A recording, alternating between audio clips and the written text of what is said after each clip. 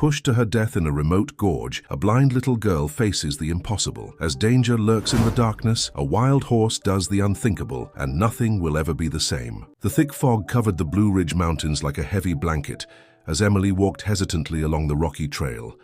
Her small fingers gripped Thomas's hand, her stepfather, but found no comfort in it.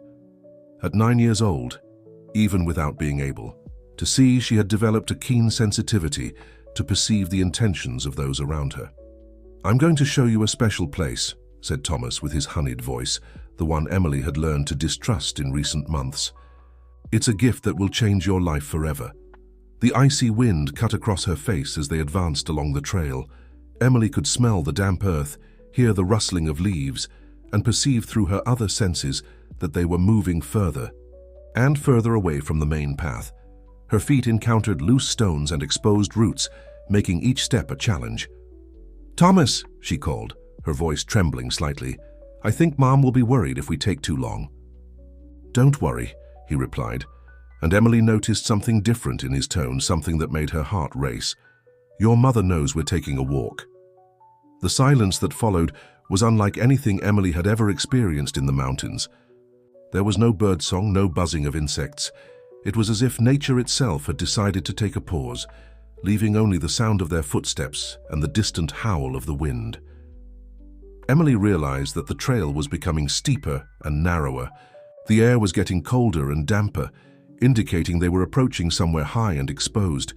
Her other senses, always alert, picked up signals that her stepfather might not notice: the change in wind direction, the subtle echo of their footsteps indicating an open space ahead. "We're here," Thomas announced, stopping abruptly. Emily felt the change in his posture, the sudden tension in his muscles through the grip on her hand. "What place is this?" she asked, trying to keep her voice steady while her heart pounded in her chest. "It's a magical place," he replied. And, for the first time that morning, his voice lost its artificial sweetness. "They say that here people can start a new life." Emily felt the stronger wind now, coming from a direction that seemed to be an abyss. The smell of wet earth and rock was more intense, and she could feel the dampness of the fog on her skin. Something was wrong, terribly wrong. "I want to go back," she said, trying to free her hand from his. But Thomas held her more tightly. "Emily, don't you understand? Since you arrived, your mother only has eyes for you. She doesn't even notice that I exist anymore."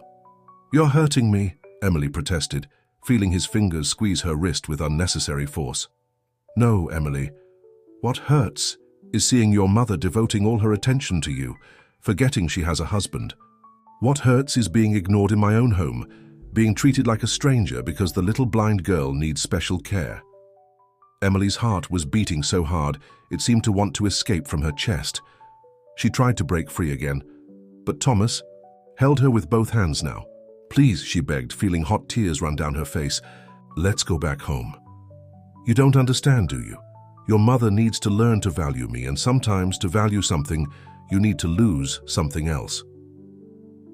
Emily sensed the movement before it even happened. Her senses, always alert, caught the change in Thomas's posture, the sound of his feet adjusting on the gravel, the way his breathing changed.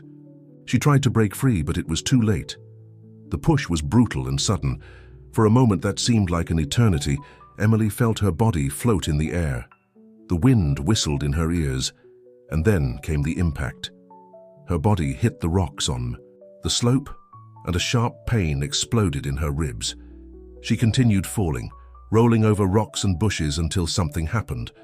Her dress got caught on a branch protruding from the slope. The impact left her breathless, but the branch had prevented her from continuing her fall. Hanging, feeling the fabric of her dress beginning to tear, Emily tried to process what was happening. Above, she could hear Thomas's footsteps hurriedly moving away, leaving her to face her fate alone. The dress was starting to give way, thread by thread, and Emily knew it wouldn't hold for long. Her fingers tried to reach the branch, but it was impossible to hold on. Panic began to take over her body when she felt the fabric tear a little more. It was then that, amid the chaos of sensations and emotions, her ears picked up a different sound coming from below.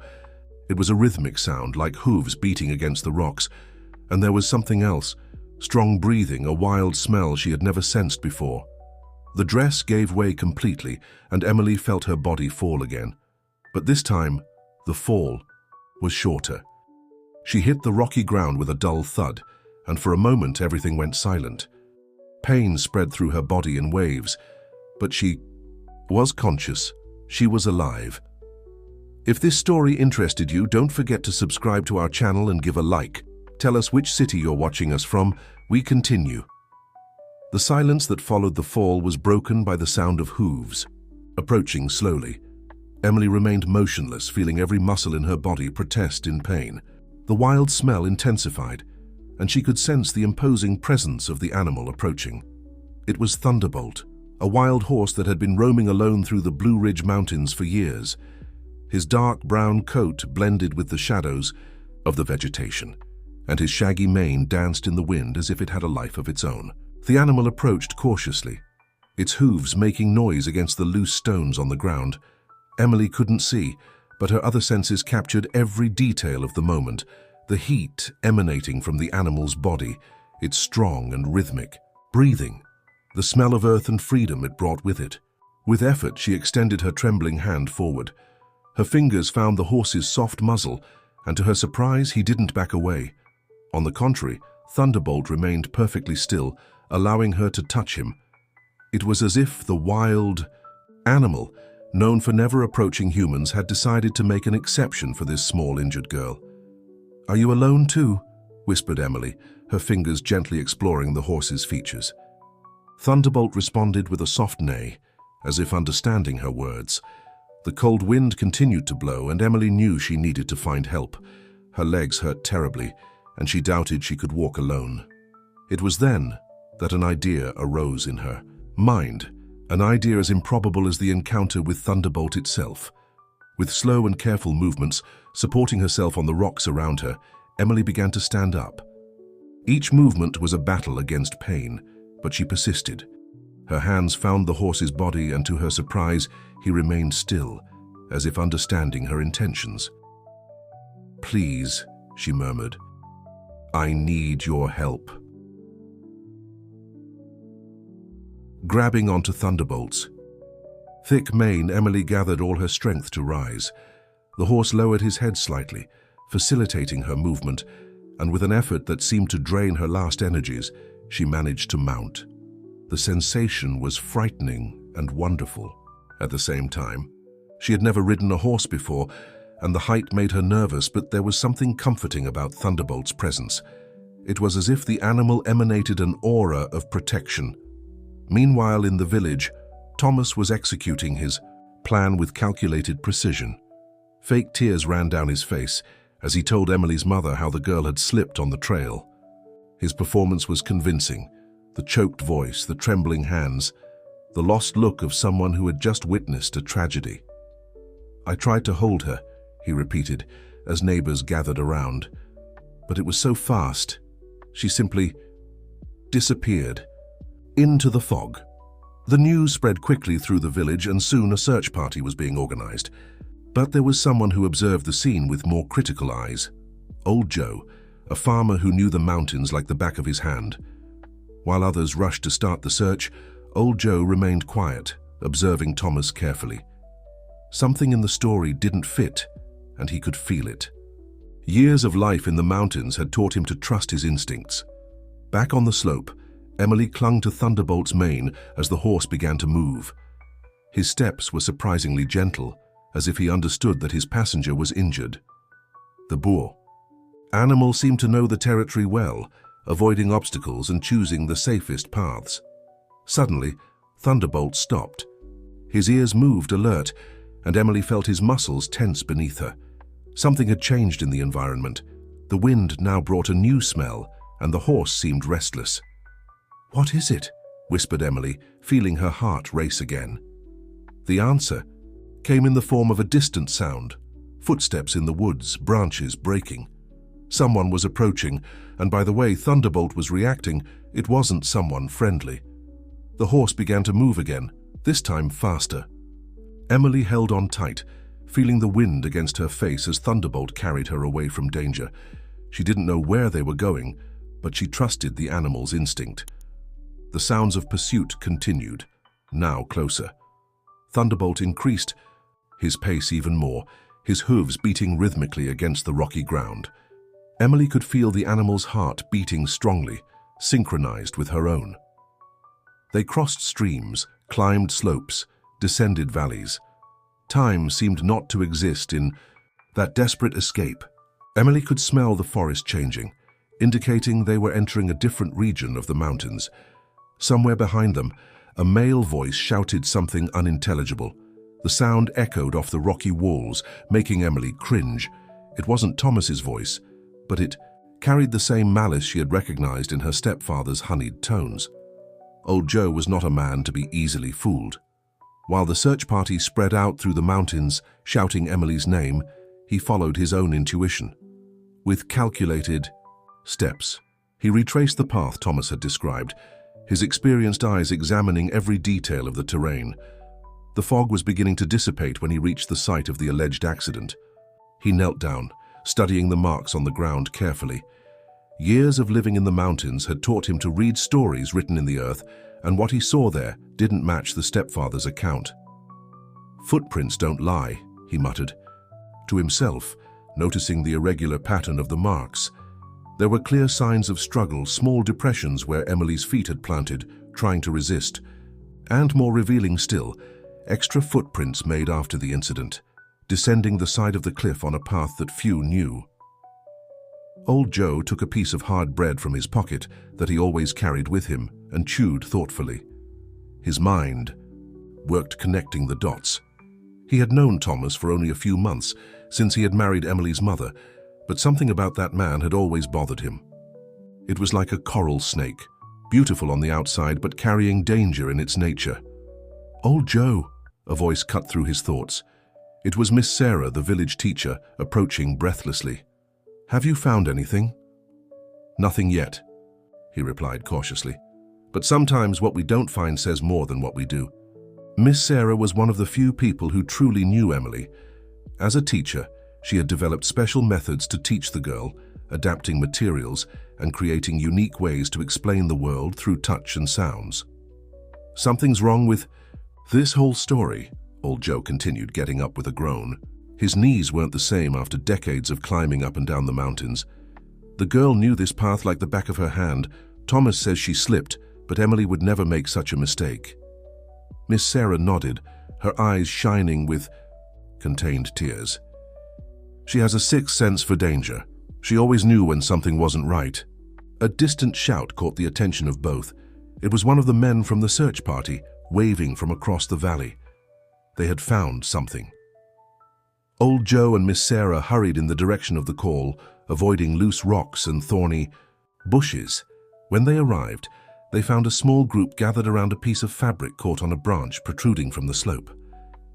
"It's from her dress," Miss Sarah confirmed, recognizing the floral pattern she herself had described to Emily weeks before. Old Joe examined the area with even more attention now. His eyes scanned the slope to the bottom of the valley, where different marks caught his attention. Horse hoof prints. "Interesting," he murmured, crouching down to examine the marks better. "Very interesting." "What is it?" asked Miss Sarah, noticing the change in his expression. "These are Thunderbolt's marks," he explained. "I've known that horse for years. He never approaches anyone, but for some reason, he was here." Meanwhile, in the village, Thomas maintained his performance. As the devastated stepfather, sitting on the porch of his house, he accepted the coffees and words of consolation that neighbors brought, but his restless eyes betrayed his anxiety. It was when his cell phone vibrated in his pocket, a message that made his face turn pale. "We have a problem. The girl isn't where she should be." His fingers trembled as he typed the reply. "What do you mean? Did you check the entire area?" The response came quickly. "There are horse tracks. Someone might have found her. We need to act fast." Thomas looked around, making sure no one was observing his exchange of messages. But he didn't notice that across the street, Old Joe had returned and was watching him attentively. The old farmer noticed the exact moment when Thomas received the message, saw how his face changed color, how his shoulders tensed. Years of dealing with cattle had taught him to recognize signs of nervousness, and Thomas was displaying all of them. There are more people in this story, thought old Joe, his mind working on the possibilities. And whoever it is, they're looking for her now. The sun was beginning to set, painting the sky in orange hues that reflected on the persistent fog. The temperature was dropping rapidly, and old Joe knew that the next few hours would be crucial. If Emily was alive, and something in his heart said she was, she would need help before the cutting cold of night set in. With determined steps, he headed to the village police station. It was time to share his suspicions with Sergeant Wilson.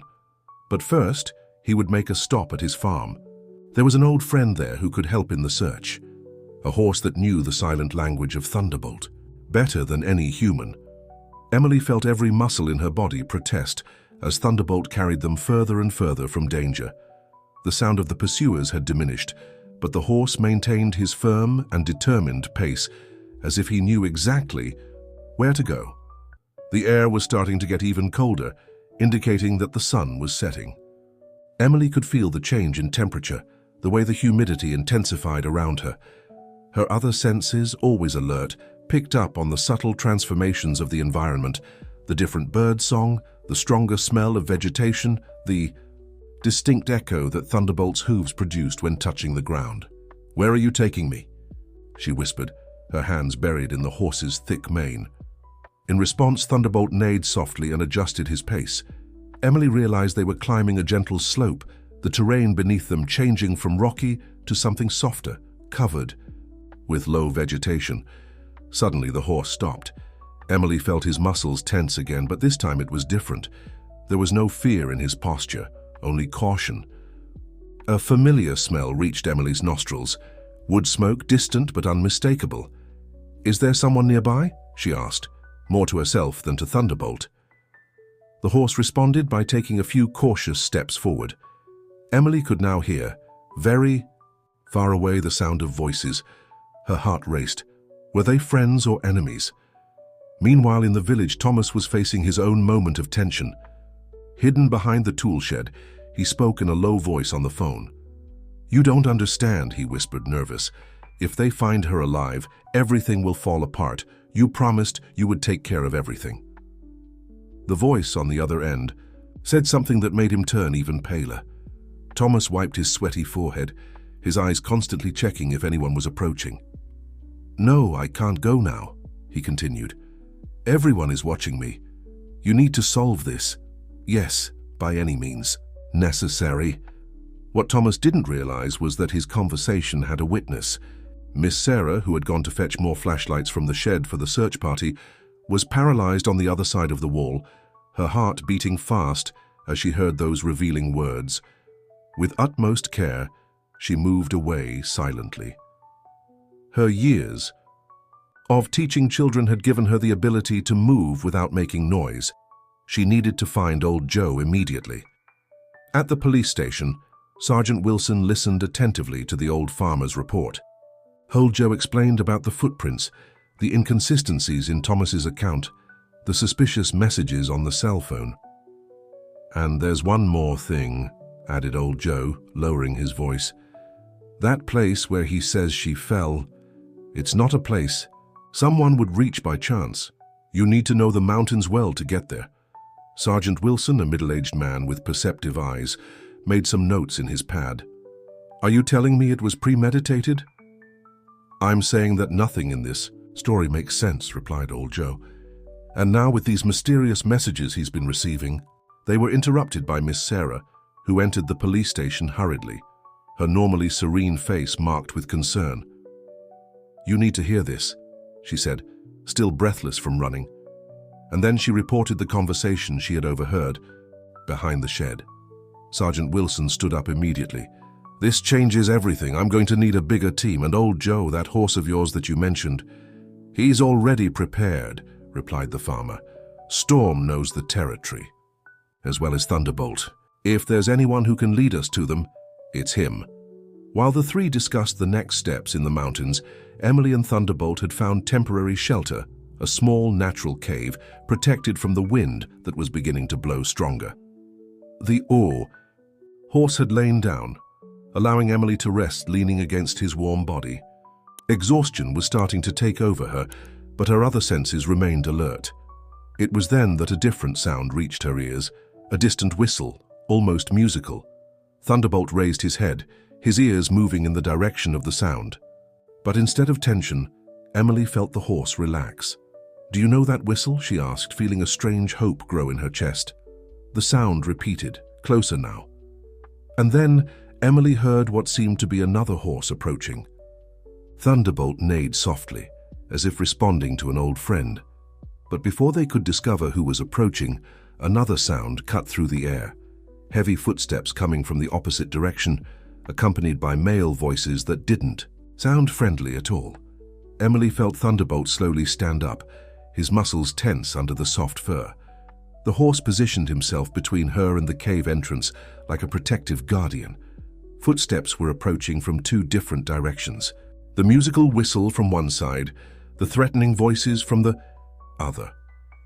"Must be around here," said a hoarse and unfamiliar voice. "The horse's trail leads right to this area." "Search all the caves," ordered another voice deeper. "The boss wants her found before dawn." Emily held her breath, her heart beating, so hard she feared it might be heard. Her fingers clung to Thunderbolt's mane, seeking comfort in the animal's warmth. The horse remained motionless, only his ears moving, attentive to every sound. From the other side, the musical whistle sounded, again now closer. Emily noticed something familiar in that melody. It was an old song that the mountain rangers in the region used to use to communicate across the valleys. Thunderbolt responded with a low, controlled neigh, as if sending a message. For a moment, everything went silent. Then the footsteps of the threatening voices began to move away, heading in another direction. "There are many caves around here," grumbled the hoarse voice. "It's going to take all night to check them all." As the voices distanced themselves, a new sound emerged, the soft trot of a horse approaching the cave entrance. Emily felt Thunderbolt relax completely, as if recognizing an old friend. "Emily?" called a familiar and gentle voice. "It's me, Old Joe. Everything's all right now." Tears began to stream down the girl's face. Never had the old farmer's voice sounded so sweet to her ears. "Old Joe," she sobbed, "how did you find me?" "Storm brought me here," he replied, referring to his own horse. "He and Thunderbolt are like brothers. They grew up together in the mountain pastures before Thunderbolt chose the wildlife." Carefully, Old Joe entered the cave. His steps were soft, experienced, avoiding making unnecessary noise. He approached Emily and gently touched her shoulder. "Are you hurt?" he asked, his voice laden with concern. "A little," she replied. "But Thunderbolt helped me. He saved me." The old farmer smiled in the dark. That horse was always special. Seems like he knew exactly what to do. But the conversation was interrupted by a new sound, voices approaching again. Old Joe tensed, his years of experience in the mountains telling him they were in danger. "We need to get out of here," he whispered. "There are dangerous people looking for you, and they're not just your stepfather's henchmen." "What do you mean?" asked Emily, feeling a shiver run down her spine. "Your stepfather is involved in something bigger, something I don't fully understand yet. But now is not the time for explanations. We need to get you to a safe place." With quick but gentle movements, Old Joe helped Emily mount Storm. The horse, a light bay, was tamer than Thunderbolt and accustomed to carrying people. "Thunderbolt will guide us," explained Old Joe, mounting behind Emily. "He knows paths in the mountains that even I don't know." As if understanding the plan, the wild horse began to move, choosing an almost invisible trail that climbed up the slope. Storm followed closely behind, his steps as silent as possible, in the deepening night. Meanwhile, in the village, Miss Sarah made a disturbing discovery. Organizing documents in the school office, she found an envelope addressed to Thomas. Inside, there were papers that revealed a much larger scheme than anyone could have imagined. "My God," she murmured, her hands trembling as she read the contents. "It's not just Emily. Other children. Her heart raced as she heard footsteps in the school corridor. Quickly, she put the documents in her bag. She needed to deliver this to Sergeant Wilson, but first she had to get out of there without being seen. In the mountains, Emily, Old Joe, and the two horses continued their silent escape. The night had become their ally, concealing their movements from the pursuers. But the danger was far from over. Old Joe, whispered Emily, her voice almost inaudible. Why are they chasing me? What does my stepfather want? The old farmer took a moment to respond, choosing his words carefully. Sometimes, little one, people do bad things for money, and your stepfather, well, he's not who he claims to be. But I promise I'll keep you safe. What none of them knew was that at that exact moment, a new player was entering the game. At the village police station, the phone was ringing insistently. On the other end of the line, a female voice urgently asked to speak with Sergeant Wilson. It's about the Emily case, said the woman, her voice trembling. I know who's behind all this, and it's not just her stepfather. Sergeant Wilson held the phone tightly, each word from the mysterious informant making his blood run cold. On the other end of the line, the woman revealed a web of conspiracies that went far beyond the village. Thomas is just a small piece, she explained. He was specifically hired to get close to Emily's mother. They choose vulnerable families, special children. Why? Asked the sergeant, his free hand furiously, noting down every detail. Because children like Emily with visual impairments develop other senses extraordinarily. They use them for something terrible. Before she could continue, the call abruptly dropped. The sergeant tried to call back, but the number wouldn't connect. With a heavy sigh, he looked at his notes. The pieces of the puzzle were starting to fit together, forming a disturbing picture. At that moment, Miss Sarah rushed into his office, carrying the documents she had found at the school. Her hands trembled as she spread the papers on the desk. Look. At this, she said, pointing to a list of names. They're all children with special abilities. Emily isn't the first. The sergeant examined the documents, his face growing more serious with each page turned. There were detailed records, photographs, medical reports, an entire organized scheme to identify and approach children with extraordinary sensory capabilities. We need to warn Old Joe, he said, reaching for the radio. They're not after her, just for revenge or money. It's something much worse. Meanwhile, in the mountains, Emily, Old Joe, and the horses had found a new shelter, an old abandoned chapel hidden among the trees. The place was known only to the oldest residents of the region. We'll rest a bit here, whispered Old Joe, helping Emily dismount. The horses need to catch their breath. Emily touched the stone walls of the chapel, her sensitive fingers recognizing the carvings worn by time. What place is this? A relic from the times of the early settlers, he explained. Few know of its existence. It was almost forgotten until Thunderbolt showed me the way years ago. The wild horse remained close to the entrance, his ears attentive to any suspicious sound. Storm rested in a corner, recovering his energy. It was then that Old Joe's radio crackled, Sergeant Wilson's voice cutting through the silence of the night. Emily listened attentively as the old farmer received the new information, feeling his body tense beside her. I understand, he responded to the radio, his voice graver than normal. We'll maintain our position until dawn, over and out. What is it? Asked Emily, sensing that something had changed. Old Joe ran his hand through his grey hair, thoughtful. Emily, I need you to tell me something. Before today, did you notice your stepfather asking strange questions about how you perceive things, how you sense the world around you? Emily frowned, memories coming back to her mind. Yes, he always asked how I knew when it was going to rain, how I could tell when someone was lying just by their tone of voice. And your mother, how did she meet him?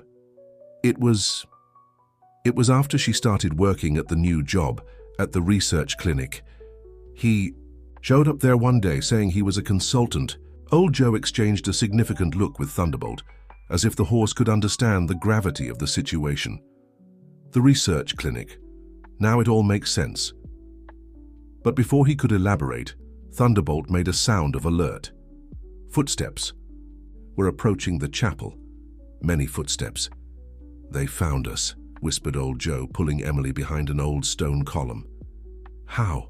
she asked, her heart racing. "I thought no one knew about this place." "Someone must have followed us. Someone who knows the mountains as well as I do." Voices began to circle around the chapel.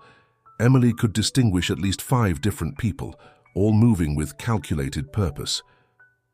"We know you're in there," announced a voice that Emily recognized.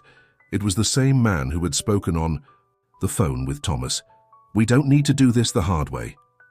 Old Joe held Emily's hand firmly, whispering in her ear, "Trust me and Thunderbolt. When I say now, run to him."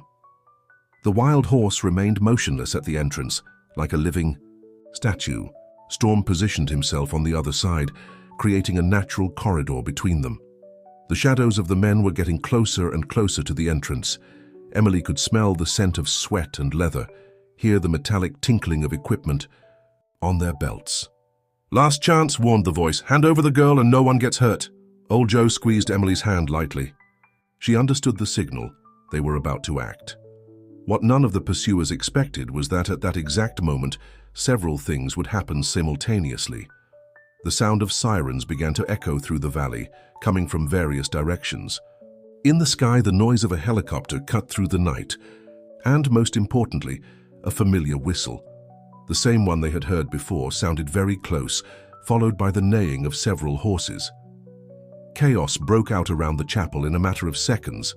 The sound of hooves thundering against the ground mixed with the sirens and the noise of the helicopter, creating a deafening symphony that echoed through the mountains.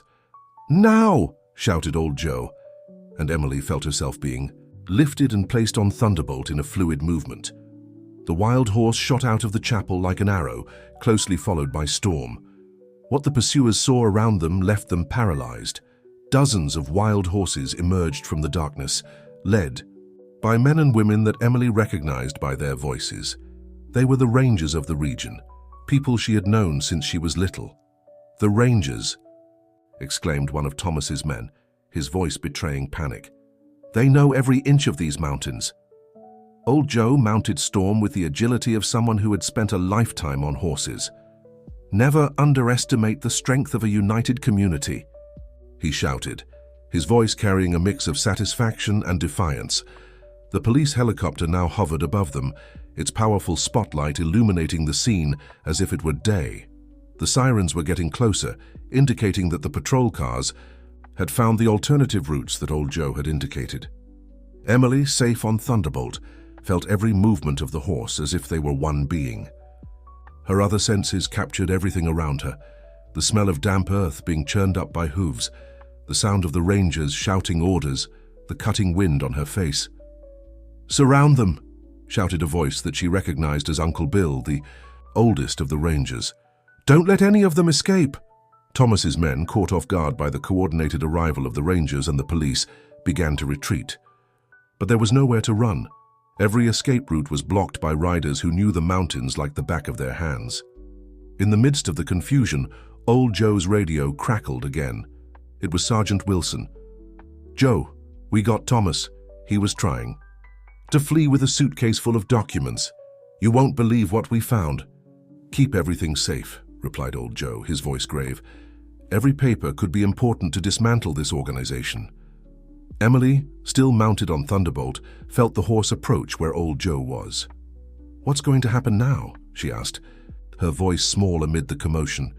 "Now, little one, we're going to take you back to your mother, but first we need to make sure these people can never hurt anyone again." The rangers had already completely surrounded the pursuers, who were now being detained by the police arriving at the scene. The sound of handcuffs closing echoed in the night, mixed with the neighing of horses and the voices of police officers reading rights. Miss Sarah emerged amid the confusion, mounted on a gentle mare. "Emily, thank God you're okay," her choked voice revealed the relief and emotion of the moment. "Miss Sarah," exclaimed Emily, immediately recognizing her teacher's voice. "You came too." "Of course I came, my dear. We all came." When old Joe told us what was happening, the entire village mobilized. It was then that a new sound caught everyone's attention, The cry of a woman approaching. Emily recognized it immediately. It was her mother. "Emily, my daughter!" she cried, running in the direction where her daughter was. Thunderbolt, once again demonstrating his incredible sensitivity, slowly approached where the voice was coming from, allowing mother and daughter to reunite. "Mom," sobbed Emily, feeling her mother's arms envelop her, even while still mounted on Thunderbolt. "I was so scared." "Everything's okay now, my love," whispered her mother through tears. "Everything's okay." Old Joe observed the scene with a discreet smile, but his eyes remained alert. He knew that although this battle was won, the war against the organization that Thomas represented was just beginning. Sergeant Wilson approached him, holding a thick folder. "You need to see this," he said in a low voice. "We found records of other children in other cities. It's a much larger operation than we imagined." "And the mysterious informant?" asked Old Joe. "We still haven't been able to trace her, but she left more information. It seems there's a research clinic involved, the same one where Emily's mother works. They were using her job as a way to monitor the girl." A cold wind blew through the mountains, making the trees whisper. Thunderbolt, still close to Emily, and her mother emitted a soft neigh as if to say there was still more story to be told. "Old Joe," called Emily, her voice now firmer. "Can I keep Thunderbolt? He saved me." The old farmer exchanged a look with the wild horse, who maintained his proud posture even amid all that commotion. "I think," he replied with a smile in his voice, "that it's Thunderbolt who decides who he wants to stay with. And by the looks of it, he's already made his choice." At the village police station, the atmosphere was one of intense activity. Police officers came and went, carrying boxes of documents seized from Thomas's house and the research clinic. Sergeant Wilson had transformed a room into an investigation center, where photos and documents covered the walls, connected by red lines indicating the links between those involved. Miss Sarah was sitting with Emily and her mother, Laura, in a more private room. The teacher held the hands of the two while explaining what she had discovered. "The clinic wasn't what it seemed," she began, her voice soft but firm. "They presented themselves as a research center for developing assistive technologies, but in reality, they were mapping children with extraordinary sensory abilities." Laura covered her mouth with her hands, tears streaming down her face. "How was I so blind? They hired me right after I presented Emily at the school science fair, when she demonstrated her ability to identify different types of rain by smell." "Don't blame yourself," intervened Old Joe, who had just entered the room. "They are professionals at manipulating people. Thomas was specially trained to get close to you." Emily, who had been sitting quietly until then, raised her face. "Is that why he always asked me so many questions? About how I knew things?"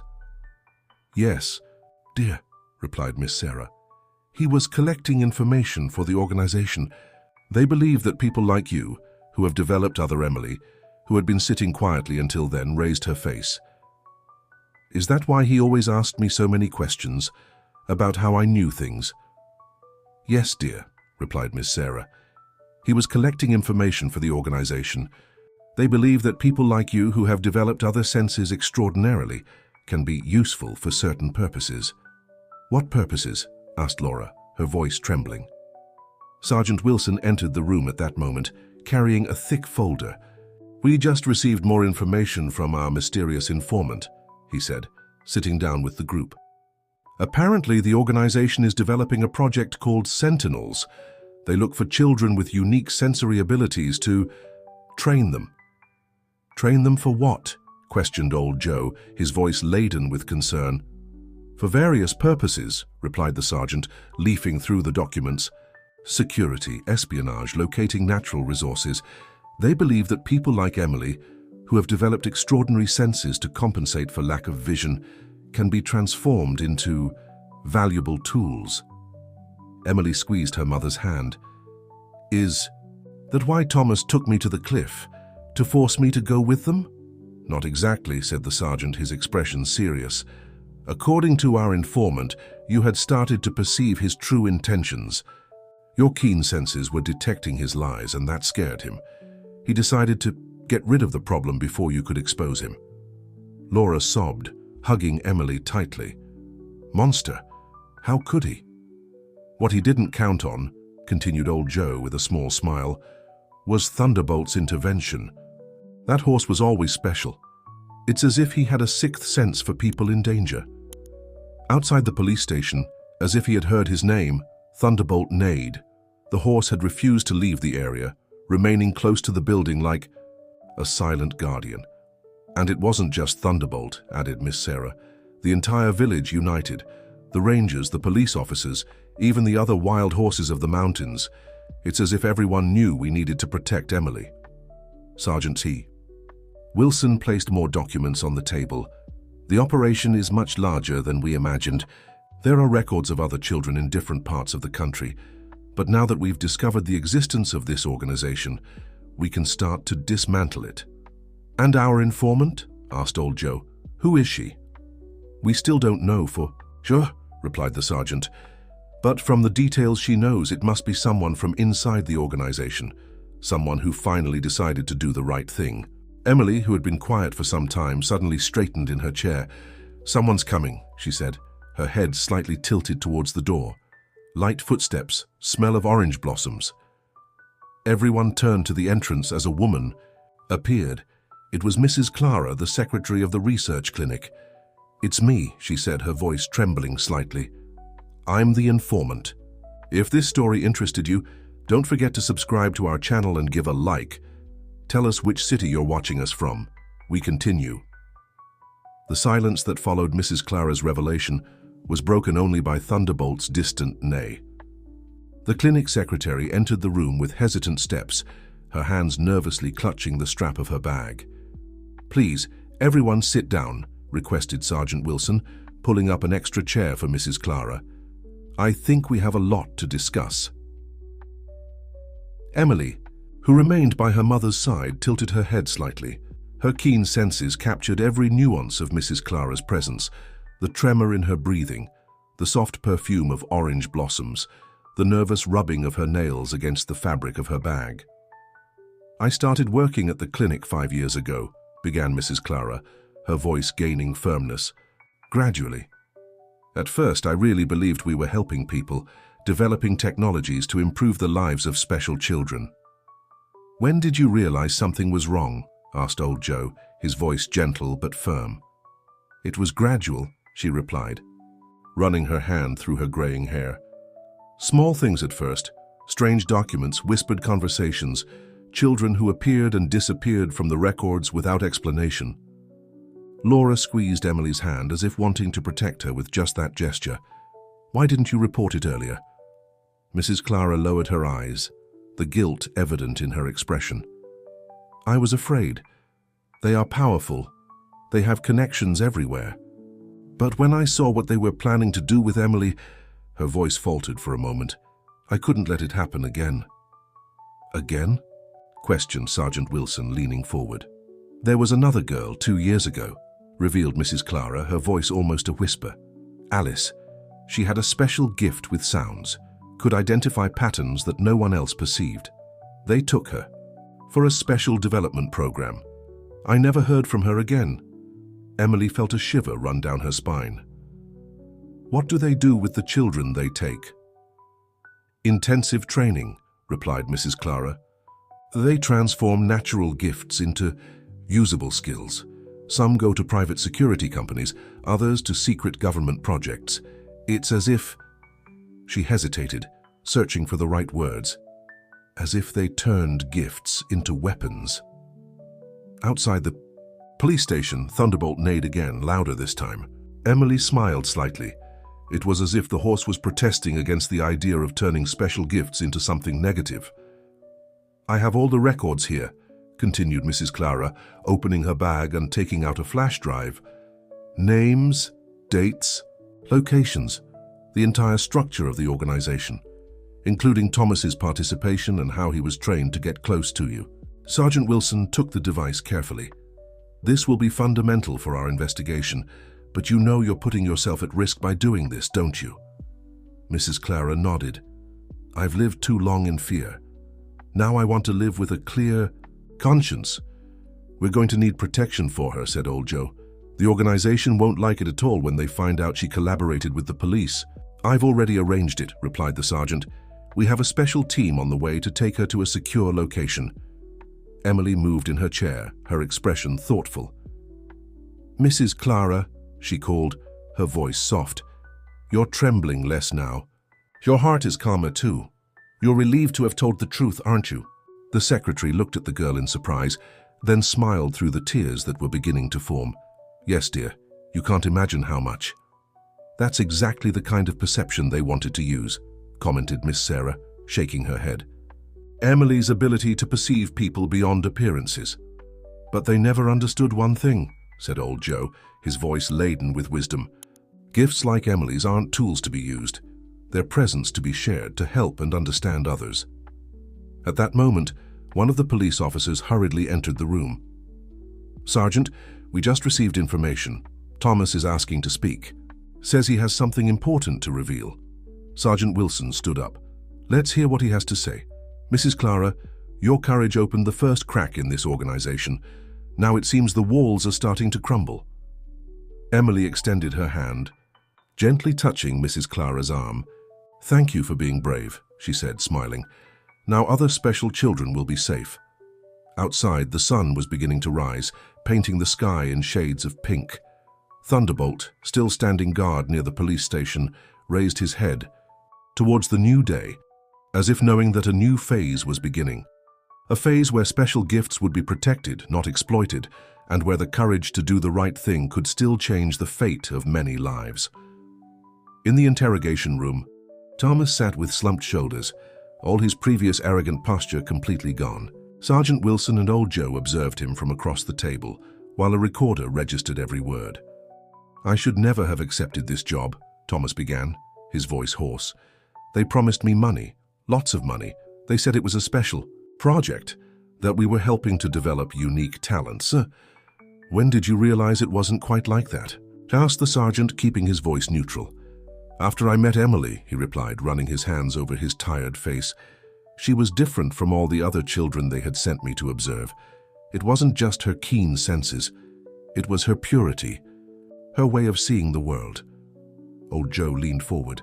And yet you decided to try to get rid of her. They pressured me, exclaimed Thomas, a touch of desperation in his voice. They said she was perceiving too much, that she could ruin the entire operation. When she started asking questions about the strange calls I received, about the secret meetings. On the other side of the mirrored glass of the interrogation room, Emily sat with her mother and Miss Sarah, listening to every word. Her fingers traced invisible patterns on the surface of the table as she absorbed the revelations. He's telling the truth now, she whispered. I can tell by his voice. Laura hugged her daughter, silent, tears running down her face. How could I have been so foolish? How did I not notice? You only saw what they wanted you to see, consoled Miss Sarah. They are experts in manipulation. Back in the interrogation room, Thomas continued his confession. The organization has cells all over the country, each one responsible for identifying and recruiting children with special abilities. Some of the biggest businessmen and politicians are involved. We need names, said the sergeant, pushing a notepad in his direction. Thomas took the pen with trembling hands and began to write. With each name, his hand seemed heavier, as if the weight of his actions was finally hitting him. There's one more thing, he said, stopping writing. About Alice, the girl who disappeared 2 years ago. Emily felt her mother tense beside her. Even through the glass, she could sense the change in the atmosphere of the room. She's alive, continued Thomas. In a training center abroad, along with other children. I can provide the locations. Sergeant Wilson exchanged a significant look with Old Joe. This information could be the key to saving not just one, but several children. Outside the police station, a familiar neigh cut through the air. Emily smiled, recognizing Thunderbolt's call. He knows, she said softly. He knows we're getting close to the truth. Miss Sarah squeezed her hand. It's amazing how that horse seems to understand everything that's happening. It's not just Thunderbolt, replied Emily. The whole mountain seems different now. The The sounds, the smells. It's as if nature itself was celebrating that the truth is coming to light. In the interrogation room, Thomas had finished writing, pages and pages of information that could dismantle the entire organization. "Why did you decide to collaborate?" "Now?" asked old Joe. Thomas looked out the window where he could see Thunderbolt in the distance, his majestic silhouette outlined against the morning sky. "Because for the first time in a long time, I saw something pure and true. I saw how that wild horse protected Emily without asking for anything in return. I saw how an entire community united to save a child. I realized I had chosen the wrong side of history." Sergeant Wilson collected the papers, organizing them carefully. "Your collaboration will be considered, but you'll still have to answer for your actions." "I know," replied Thomas, resigned. "And for the first time, I'm not trying to run from the consequences." Emily, still on the other side of the glass, slowly stood up. "Can we go now?" she asked. "Thunderbolt is calling." Laura and Miss Sarah accompanied her outside the police station, where the wild horse patiently waited. The morning sun bathed his dark coat, making it shine like polished bronze. "You know," said Emily, caressing Thunderbolt's muzzle, "I think sometimes we need to lose something to find something even more special. I lost my sight when I was very young, but I gained other gifts. And now, after all this, I gained a friend who sees my soul." Thunderbolt neighed softly, as if agreeing. On the horizon, other wild horses gathered like silent guardians of the mountains. The morning breeze brought with it the promise of a new beginning, not just for Emily, but for all the special children who would soon be freed.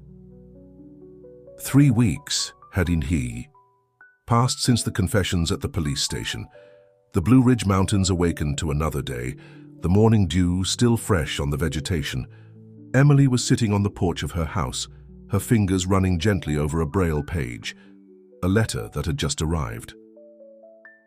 "Alice returns next week," she read aloud, while her mother and Miss Sarah listened attentively.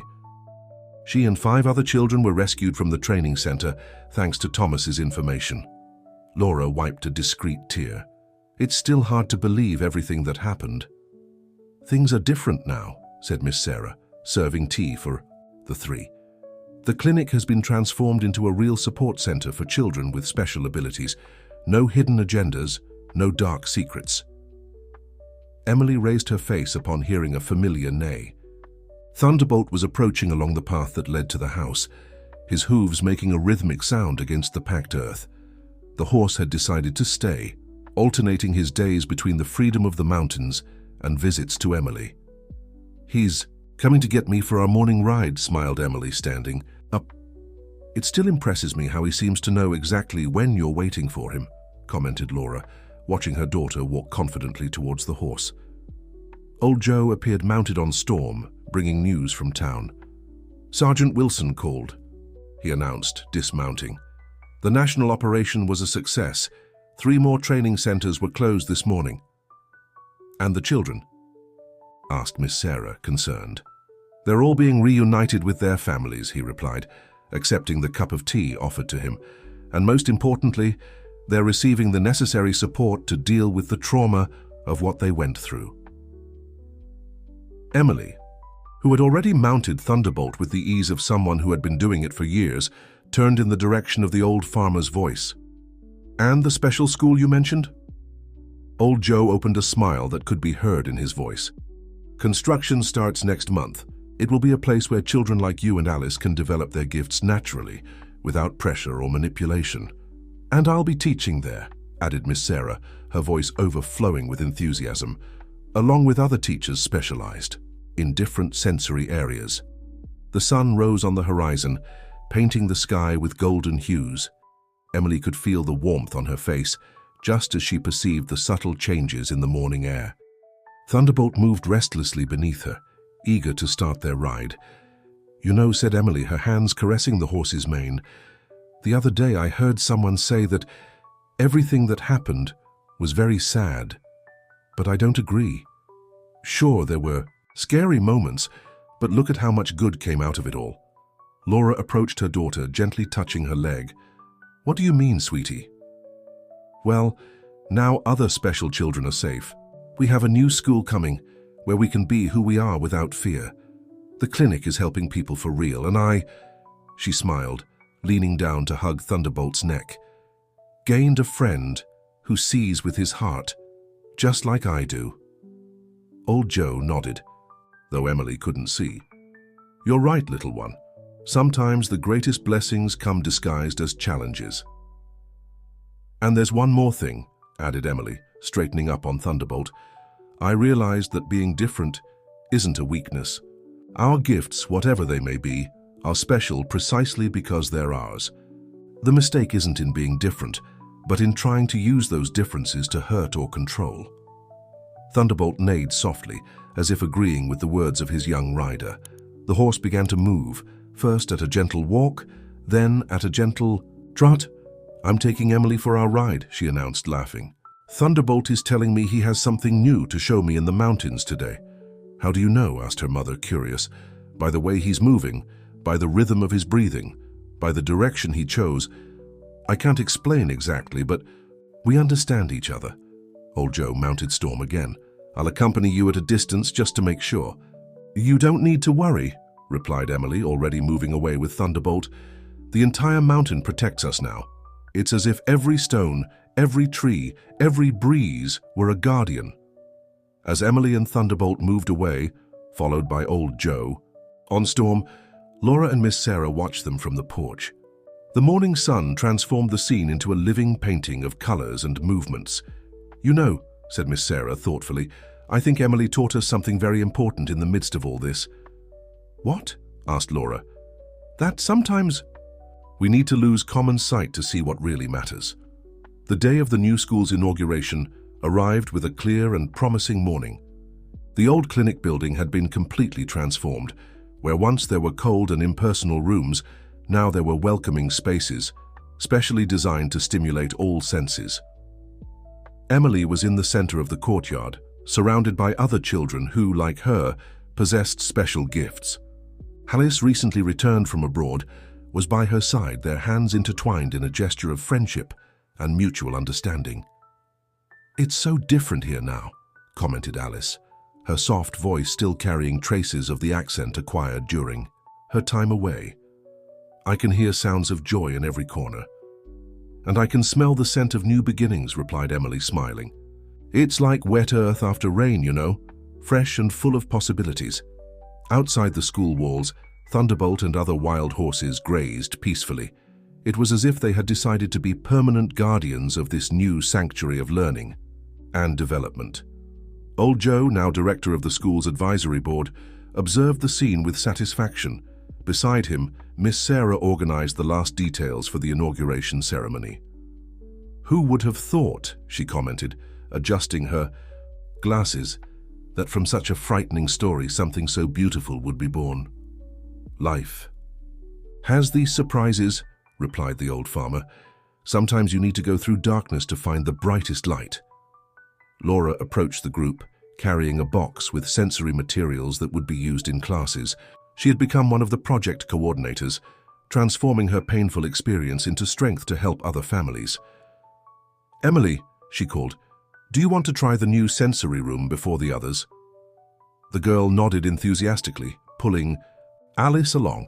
The two entered the specially designed space where different textures, sounds, and aromas created a unique learning experience.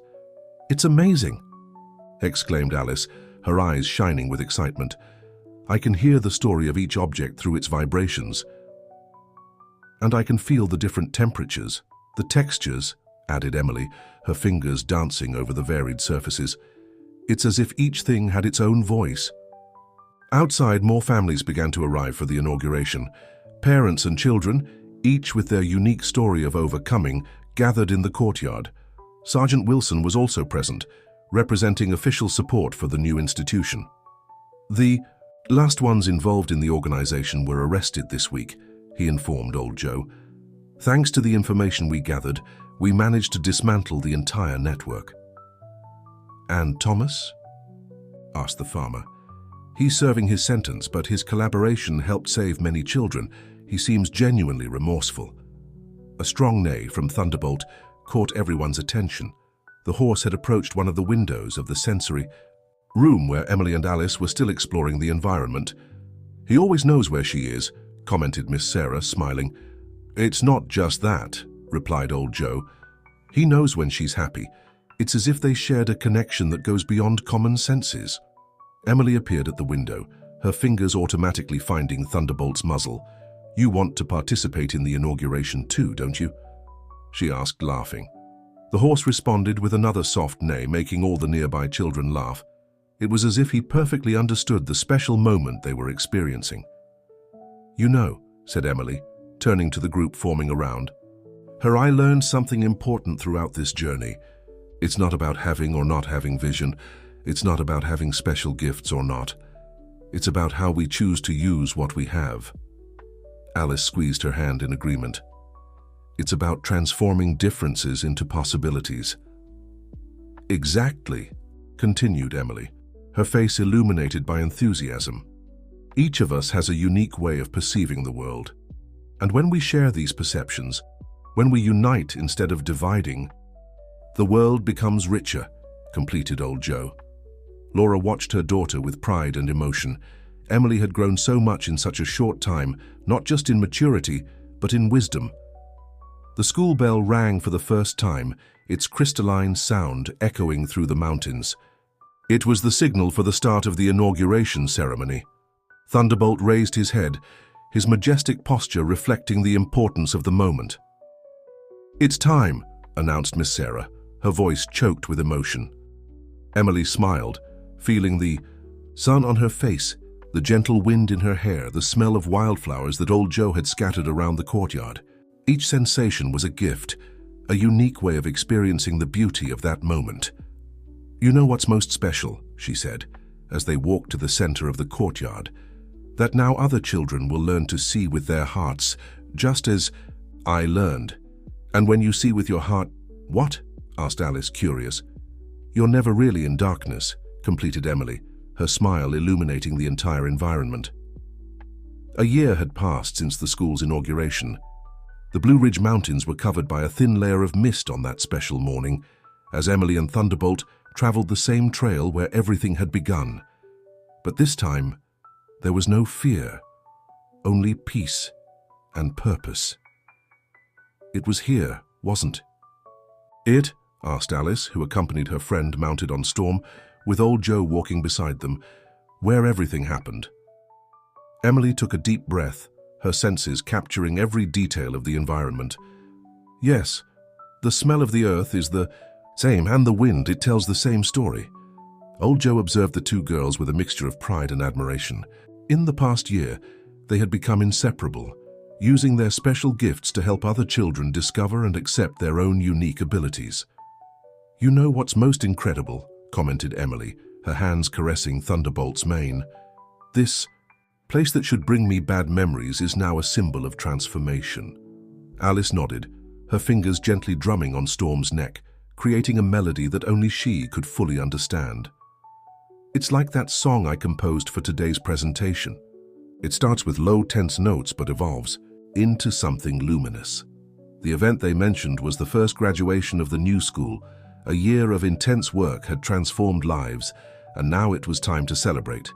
Children who once hid their special gifts now displayed them with pride and responsibility. "You two are the stars of the party," reminded Old Joe, consulting his pocket watch. "We need to get back soon for the final preparations." But before they could turn the horses around, a familiar sound reached Emily's keen ears, distant hooves, approaching in a rhythm she knew well. "The others are coming," she announced, smiling. Soon, a small herd of wild horses emerged from the mist, led by a black mare that Emily and Alice had nicknamed Star. It was the group that, following Thunderbolt's example, had become the unofficial protector of the school and its special children. To never miss one of your performances, Emily," commented Old Joe, chuckling softly. It was true. Whenever Emily and Alice performed at the school, Emily with her sensory narratives and Alice with her unique compositions, the wild horses gathered near the windows like a faithful and attentive audience. "It's because they understand," replied Emily, her face illuminated by the sun that was beginning to overcome the mist. They understand that each being has its own way of expressing itself, of contributing to the world. Alice began to hum softly, a melody that made the horses move their heads in a synchronized rhythm.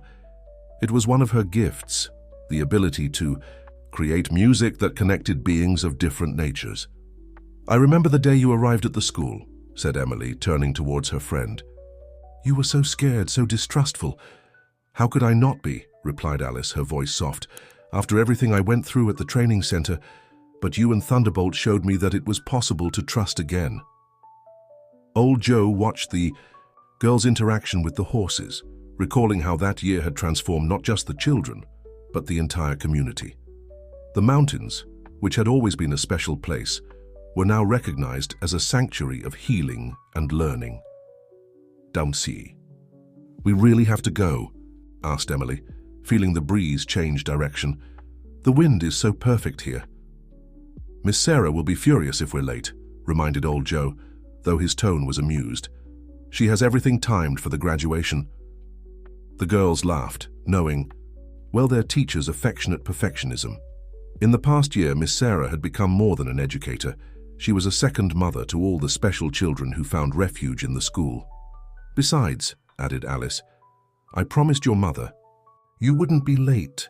She prepared a special surprise for the presentation." Emily straightened up on Thunderbolt, intrigued. Her keen senses caught a different note in Alice's voice, that specific tone that indicated something important was about to happen. "What kind of surprise?" she asked, curious. "The kind that makes all the difficult past worth it," replied Old Joe, a smile in his voice. The wild horses began to move, as if understanding it was time to leave. Star neighed softly, a sound that seemed like a temporary farewell. "They'll meet us there," said Emily, confident. "They always find a way to be present at important moments." As the small group began their journey back to the school, the sun finally overcame the mist completely, revealing the majestic landscape of the Blue Ridge Mountains. It was as if nature itself was preparing for the celebration that was to come. "You know," said Emily when they were halfway there, "sometimes I think about how everything changed since that scary day, how something so terrible could generate so much good."